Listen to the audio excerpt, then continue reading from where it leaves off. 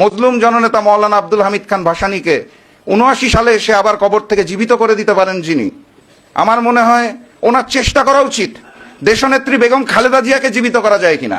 কারণ আমি নিশ্চিত দেশনেত্রী বেগম খালেদা জিয়া যদি কবর থেকে উঠে এসে আরেকবার দাঁড়াতে পারে, উনি এই ৭২-এর মুজিববাদী সংবিধানকে ছুঁড়ে মারবেন, সাথে সাথে তার কুলাঙ্গার পুত্র বাংলাদেশের মানুষের সাথে বেইমানি করা জনাব তারেক রহমানকেও ছুঁড়ে ফেলবেন, এটা আমি বিশ্বাস করি।